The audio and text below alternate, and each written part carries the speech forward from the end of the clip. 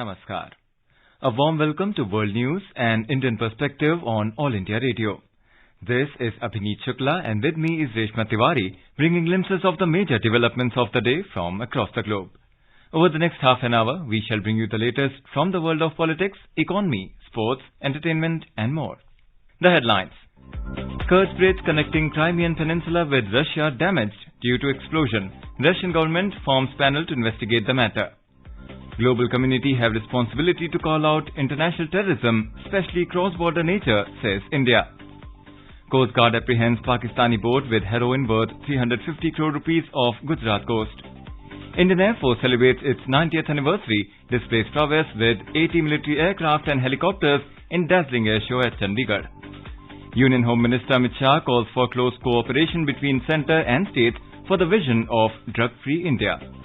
And in women's cricket, India defeat Bangladesh by 59 runs in round-robin encounter of T20 Asia Cup in Sylhet. An explosion caused the partial collapse of a Kerch bridge that linked the Crimean Peninsula with Russia on Saturday. Russian authorities said that a truck bomb has caused a fire and the collapse of a section of a bridge in which 3 people have died as a result of the explosion. The incident happened just after 6 o'clock this morning local time. According to Russia's National Anti-Terrorist Committee, first a lorry was blown up, then 7 fuel cisterns of a freight train caught fire on the parallel rail bridge, resulting in a partial collapse of 2 sections of the bridge. However, the committee didn't immediately apportion blame. Meanwhile, the authorities have suspended commuter train traffic across the bridge until further notice. Russian President Putin was informed about the explosion and he ordered the creation of a government panel to deal with the emergency. The 19-kilometer bridge across the Kerch Strait linking the Black Sea and the Sea of Azov is the longest in Europe. The Kerch Road and rail bridge is not only strategically important, but the only bridge linking the Russian mainland to the Crimean Peninsula. The bridge is symbolically important as it was built by the Russians after it annexed Crimea in 2014. The road and railway bridges are vital links in Russia's supply chain. Without them, Moscow will find it even harder to send troops and equipment to repel Ukraine's offensive north of Kherson. After the bridge opened, the United States condemned its construction as illegal.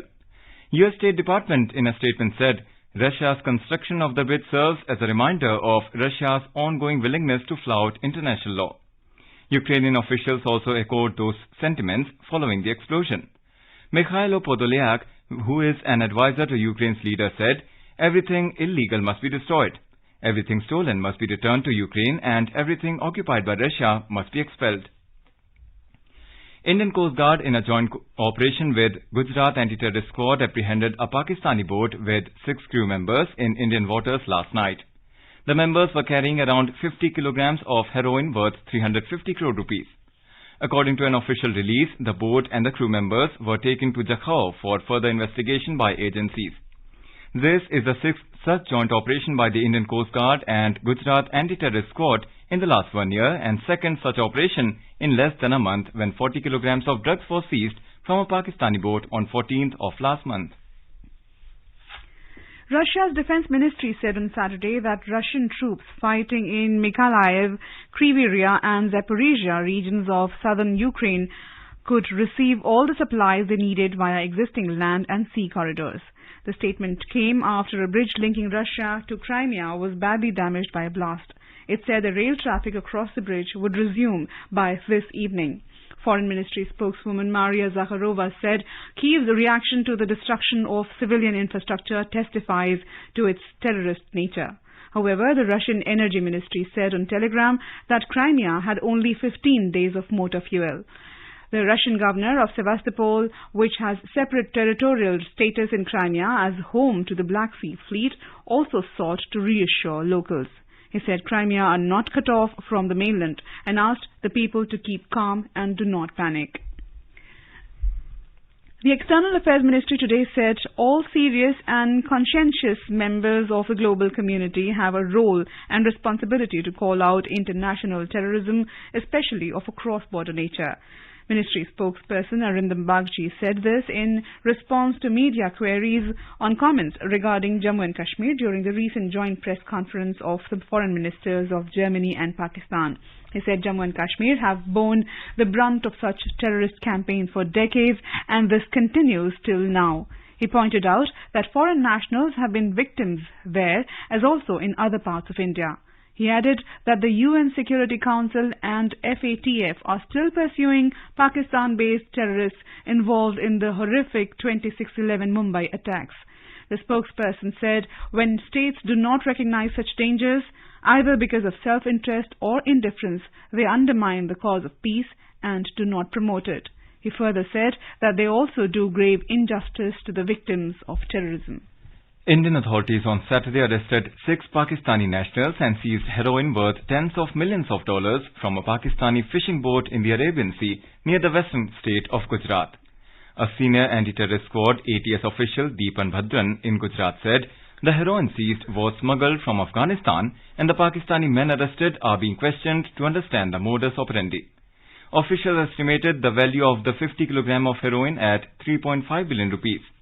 India is part of a transit route in the lucrative drug smuggling trade due to its proximity to Afghanistan, the world's largest producer of opium from which heroin is made. Union Home Minister Amit Shah today said the government's zero-tolerance policy to curb the menace of drug trafficking was showing results and pitched for enhanced center-state coordination to crack down further. Speaking at the second regional meeting on drug trafficking and national security in Guwahati, Shah emphasized the importance of tracking the funding behind networks that dealt in drugs. Stating that the fight against drugs cannot be fought by the centre alone, Shah said that states' coordination is required to fight against this drug trafficking. There is a link between drug traffickers and insurgency in our country, and we must work to root out the drug cartel from our country, added the Union Home Minister. The Home Minister said that for a healthy society, we all should work in a coordinated manner for a drug-free society, and without coordination between all parties, we cannot fight against it. Shah urged all northeastern states' chief ministers to work in a coordinated manner, as this is the main route for drug traffickers into our country. The Union Home Minister informed that the government has identified 272 districts and more than 80,000 villages to fight this battle, as these areas are under the impact of the drug trade. He said talks are on with the Supreme Court for setting up fast-track courts and exclusive courts and strict punishments for drug traffickers. The Ministry of Home Affairs is working on a 3-tier formula for strengthening the institutional structure, empowerment and coordination of all narco agencies, comprehensive awareness campaigns and de-addiction, Shah said. Today, about 40,000 kilograms of drugs which were confiscated by various units of the Narcotics Control Bureau (NCB) in the northeastern states were destroyed virtually by the Union Home Minister. G.K. Reddy, Union Minister for Development of Northeastern Region and Chief Ministers, as well as Director Generals of Police of all northeastern states. Indian Air Force today celebrated its 90th anniversary. On the occasion, a ceremonial parade was held at the Air Force Station in Chandigarh. Chief of Air Staff, Air Chief Marshal V.R. Chaudhary inspected the parade, which was followed by the march past by parade. The IAF put up a dazzling air show with a range of aircraft to celebrate its 90th anniversary. The Air Force Day flypast took place over Sukhna Lake Complex this afternoon. This was the first time that the annual parade and flypast are being held outside Delhi NCR. Nearly 80 military aircraft and helicopters participated in the flypast, which was attended by President Draupadi Murmu as a chief guest. She was accompanied by Raksha Mantri Rajnath Singh. The flypast commenced with an Akash Ganga team of paratroopers in AN-32 aircraft. Prachand, the recently inducted indigenously built light combat helicopter, showcased its aerial prowess in a 3-craft formation. Earlier in the day, celebrations began in Chandigarh with a band march and parade. Addressing the gathering on the occasion, Indian Air Force Chief V.R. Chaudhary said, Indian Air Force has inherited the proud legacy curated by sheer hard work, perseverance and vision of their predecessors, right to acknowledge the contribution of their veterans who charted this course. We are well and truly prepared to take on everything that comes our way, and the credit for that goes to all of you. The traditional domains of land, sea and air have expanded to include space and cyber. We are increasingly seeing the conversion of all these domains into one continuum in the form of hybrid warfare. The use of non-kinetic and non-lethal warfare to supplement kinetic means has changed the way wars will be prosecuted. Therefore, conventional systems and weapons will need to be augmented by modern, flexible and adaptive technology. The Air Chief Marshal said the induction of air warriors into Indian Air Force through the Agnipath scheme is an opportunity for the Air Force to harness the potential of India's youth and channelize it towards the service of the nation. Induction of air warriors into the Indian Air Force through the Agnipath scheme is a challenge for all of us. But more importantly, it is an opportunity for us to harness the potential of India's youth and channelize it towards the service of the nation. We have changed our operational training methodology to ensure that each Agniveer is equipped with the right skills and knowledge to start their career in the Air Force. In December this year, we would be inducting 3,000 Agniveer Vayu for their initial training. This number will only go up in the years to come to ensure adequate staffing. We are also planning on induction of women Agniveer starting next year. Creation of infrastructure is in progress and streamlining of trade structures is being finalized. On the occasion, the central government approved the creation of a new weapons system branch in the Indian Air Force. The Chief of Air Staff said the branch will enhance the war-fighting capability of the force.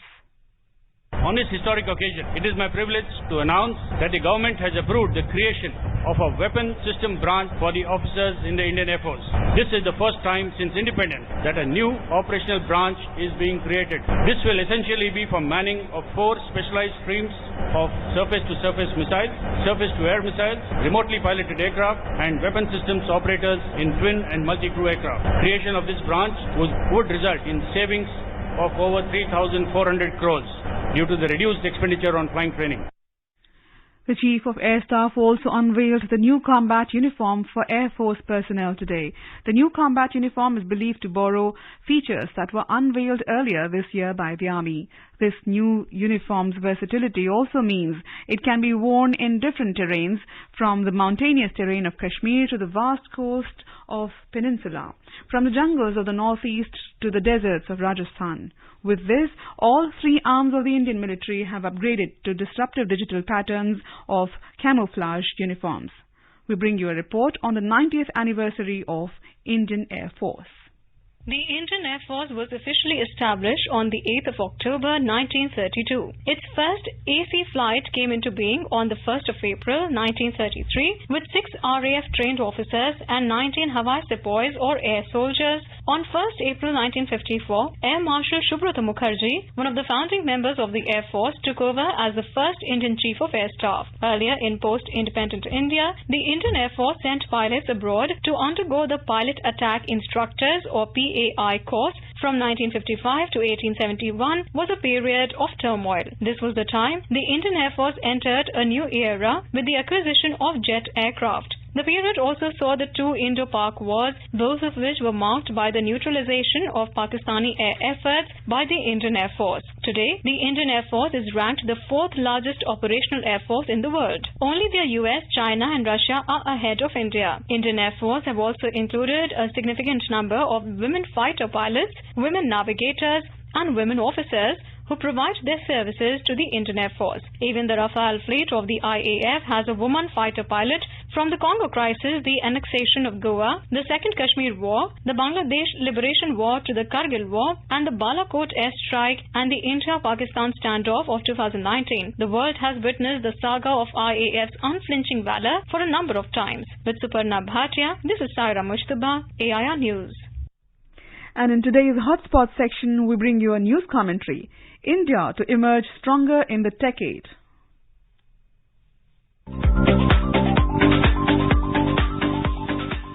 The world has seen the way in which India started moving ahead with a resolve. There's a new hope that India's Tri Shakti, that is, aspiration, reawakening, and the taking note of global expectations, India would become a major power in science and technology in the coming decades. India has entered now the Amrit Kaal of its Azadi. The next 25 years are going to be very significant for our country. 130 crore Indians must strongly focus their attention on science and technology in the coming 25 years. The world has seen how Digital India changed the lives of many. It has contributed in the ease of living index of Indians. India's startups have taken the world by storm. India has become the 3rd largest global startup ecosystem after the US and China, as per the Economic Survey 2021-22. The survey noted that the government recognized over 14,000 new startups in 2021-22 against 733 in 2016-17. With this, the total number of recognized startups in the country has surpassed 61,400. During 2021, 555 districts had at least one new startup against 121 districts in 2016-17, as per the Economic Survey. India saw a record 44 startups turning unicorns in 2021. Unicorns are companies with over $1 billion valuation. India also overtook the United Kingdom to have the third highest number of unicorns after the US and China, which added 487 and 301 unicorns respectively. As of January 2022, India had 83 unicorns with a total valuation of $277.77 billion, according to the survey. Most of these unicorns are in the services sector, which contributes over 50% to India's GDP. The startups is that pool of talent who lives in Tier 2 and Tier 3 cities or in villages and belongs to poor families. These are our youngsters who are coming before the world today with new discoveries. We have to give up the colonial era mentality. Instead, we must rely on our capabilities. Today, India's natural farming has also become self-reliant. The nano fertilizer factories have brought new hope in the country. Natural farming and chemical-free farming can give a boost to self-reliance. Now, new employment opportunities in the form of green jobs are opening up very fast in the country. India has opened up her space sector as well. India has also come up with a progressive policy on drones. It has opened up new doors of opportunities for the youth of the country. One of the dreams of a self-reliant India is to ensure that India does not lag behind in fulfilling the needs of the world. The micro, small and medium enterprises or MSMEs have been tasked to take our products to the world with zero defect, zero effect policy. We all need to be proud of our Swadeshi products. Jai Jawan, Jai Kisan, Jai Vigyan, Jai Anusandhan should be the motto of the youth. The Indian youth have shown their power by their indigenous innovations. Today we have many success stories to show. United Payments Interface, that is UPI, Bharat Interface for Money or BHIM are our digital payments gateways. 40% of real-time global digital financial transactions are happening in our country. India has shown innovation prowess to the world. India has a dominant position in the domain of fintech. India has entered the 5G era too. It would not be long before we match the global steps. India is ensuring that optical fiber reaches each and every village until the last mile. The dream of a digital India will be attained through rural India. Today, 4 lakh common service centers of India are being developed in the villages, which are being managed by the youth of those villages. The nation can take pride in the fact that these 4 lakh digital entrepreneurs are being nurtured for the welfare of the rural population. Rural India is becoming accustomed to the benefits of all the digital services. India has become a technology hub in itself. The complete transformation of our education ecosystem, revolution in the health infrastructure, and improvement in the quality of agriculture has been possible only through digitalization. India would be marching ahead phenomenally in the coming decade, which is being touted as the decade for humanity. It is going to be the decade of technology. In science, technology, health, agriculture, IT, and other sectors, India has become a force to reckon with globally. We have the competence to contribute in this decade. New areas are emerging that would be the domain of a modern, aspirational India.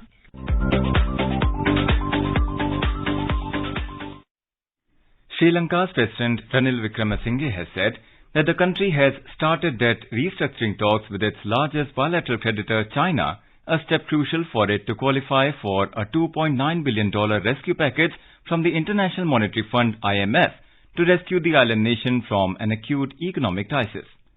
Mr. Wickremesinghe, in a series of tweets, said that the debt restructuring negotiations with China will resume after the 20th National Congress of the Chinese Communist Party, beginning the 16th of October. So far, China has not said clearly anything about restructuring the loans it gave to Sri Lanka, despite repeated appeals by Colombo to Beijing since Foreign Minister Wang Yi's visit to Colombo in January 2022. Experts say China has so far preferred the route of refinancing its loans or deferring the repayment dates for countries in debt to Chinese banks rather than restructuring the loans and settling for a loss-making haircut. It is essential for all creditors to come to the table for transparent and fair debt restructuring discussions, as this is one of the requisites for an IMF bailout agreement to Colombo. Mr. Wickremesinghe recently returned from his visits to the UK, Japan and the Philippines, where he met with a number of world leaders and addressed the Asian Development Bank Board of Governors meeting in Manila, attended by finance ministers from 68 countries. ADB has indicated that they are prepared to extend a loan of $500 million, his tweet said. Sri Lanka welcomes Japan's willingness to take a leading role in restructuring the island nation's debt, he further said in his tweet. India has already expressed its support to Sri Lanka. As the 20th National Congress of the ruling Communist Party in China draws closer, local governments in Inner Mongolia are struggling to stop flare-ups of COVID-19 due to a new BF7 Omicron subvariant reaching the Chinese capital. Authorities locked down several cities and counties after logging more than 2,000 infections in the past 10 days. The autonomous region reported 637 new cases on Saturday, the highest total among the country's provincial administrations, most of them asymptomatic. Earlier this week, China's western Xinjiang region banned its 22 million residents from leaving the province as fear mounts of a COVID-19 spillover to other provinces. According to media reports, authorities in Inner Mongolia are locking down many parts of Hohoat, Ulanhuat and Holenvai and mandating mass testing and quarantine in Baotou and Shifeng to ensure no disruptions to the Communist Party's twice-a-decade Congress, which starts next weekend in Beijing.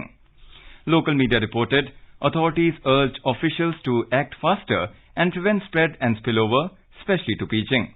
Beijing has tightened restrictions to prevent holidaymakers from returning to the capital to threaten the zero COVID goal.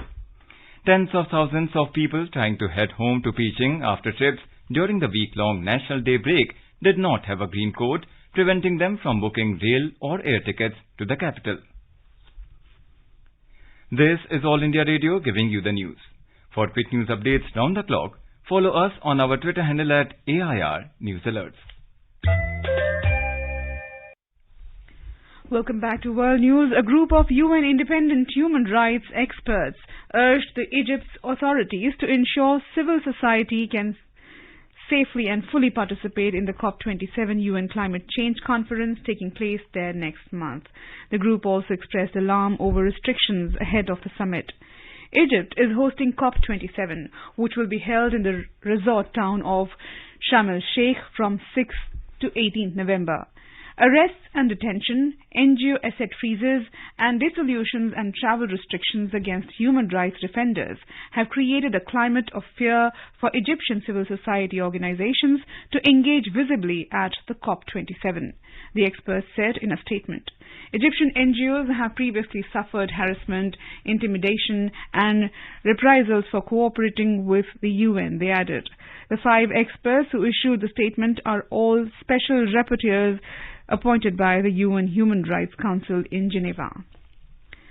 A rare pink diamond was sold in Hong Kong for nearly $58 million, setting a record for the price per carat paid at auction for any diamond or gemstone, according to Sotheby's. The 11.15 carat Williamson Pink Star on Friday fetched $453.2 million Hong Kong dollars, the second highest price paid at auction for any jewel, Sotheby's added. The winning bid by an undisclosed buyer from Boca Raton, Florida, was more than twice the estimated $21 million sale price. The stone was the second largest pink diamond to be sold at auction. Pink diamonds are the rarest of the precious gems and the most in demand on the global market.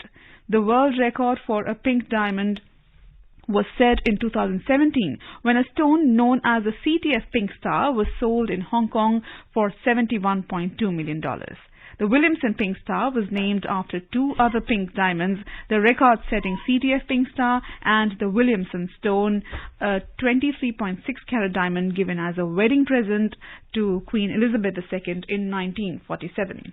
Indonesia will not face sanctions from football's world governing body FIFA over the police use of tear gas inside a packed football stadium that led to a stampede and crush, which killed 131 people, including 17 children. Indonesian President Joko Widodo said FIFA President Gianni Infantino had written in a letter to him about potential collaborations between Indonesia and FIFA, and the country would remain the host of next year's Under-20 World Cup, joined by 24 countries from 5 continents. Meanwhile, Indonesia's National Police Chief on Thursday said the stadium did not have a proper operating certificate and criminal charges would be brought against 6 people, including 3 police officers. Dedi Prasetyo, spokesperson for Indonesia's police force, said 547 people were injured, with 23 in critical condition and 60 people are still in hospital for treatment. In women's cricket, India defeated host Bangladesh by 59 runs in a round-robin encounter of the T20 Asia Cup in Sylhet. Chasing the target of 160 runs set by the visitors, Bangladesh scored 100 for 7. Opting to bat first, India posted 159 for 5 in the stipulated 20 overs.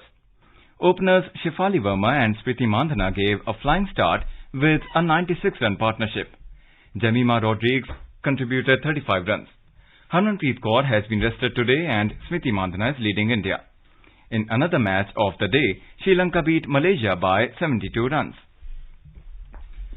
Russian Defense Minister Sergei Shoigu today appointed Army General Sergei Surovikin to command the joint group of forces involved in the Ukraine war. He earlier served as commander of Russia's Eastern Military District and led Russian troops in Syria, reported TASS. Russia has annexed 4 regions of Ukraine: Donetsk, Luhansk, Zaporizhia and Kherson regions. The conflict between Russia and Ukraine appears to be entering a new phase after Kyiv dealt a big blow to Moscow's grip after it recaptured 2,400 square kilometers of territory in the Kherson region in the south of the country since the beginning of the full-scale war, a senior Ukrainian official said yesterday, reported CNN. Kirilo Tymoshenko, deputy head of the Ukraine's president's office, said 6 settlements had been liberated in the Kherson district as well as 61 in the Berislav district. Tymoshenko said the evacuation of civilians continued amid massive destruction to critical infrastructure in towns like Arkhangelsk, Vyskopilia and Osokorivka, all of which saw weeks of heavy fighting and indirect fire. President Draupadi Murmu has greeted the nation on the occasion of Eid-e-Milad or Miladul-Nabi.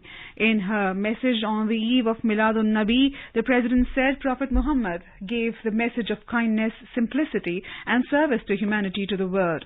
She said his message inspires everyone to move forward on the path of harmony and fraternity. She hopes that people get inspired by the life of Hazrat Muhammad and take the pledge to continue striving for the progress of the country by living in mutual harmony. Now let us take a look at the major developments around the world as reported in the foreign press. New York Times notes COVID defies China's lockdowns, creating chaos ahead of top meeting. The Washington Post reports that explosion hits Crimean bridge, damaging Russian supply route to Ukraine. The Guardian writes that UN body reaches long-term aviation climate goal of net zero by 2050. South China Morning Post reports, Iran's female students tell president to get lost as protests enter 4th week. The Japan Times says, 3 months on, investigation into Abe shooting suspect continues. The Wall Street Journal writes that Crimea bridge explosion disrupts supply route for Russian forces. A quick look at the headlines once again. Kerch Bridge connecting Crimean Peninsula with Russia damaged due to explosion. Russia government forms panel to investigate the matter.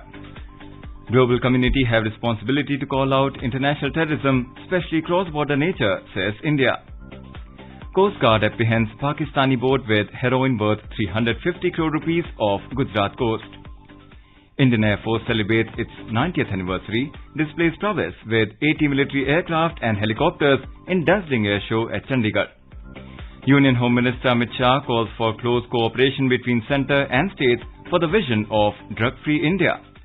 And in women's cricket, India defeat Bangladesh by 59 runs in round-robin encounter of T20 Asia Cup in Sylhet. And now, before we end, let us listen to Mahatma Gandhi's favorite bhajan Vaishnav Jan by artists from Denmark. Vaishnav Jan tu teene kahi yaj peeda parai jaane re. Vaishnav Jan tu teene kahi yaj peeda parai jaane re. पर दुखे उपकार करे तोए मन अभिमान नाणे रे. And with that, we end this bulletin. We'll be back at the same time tomorrow with the next edition of World News.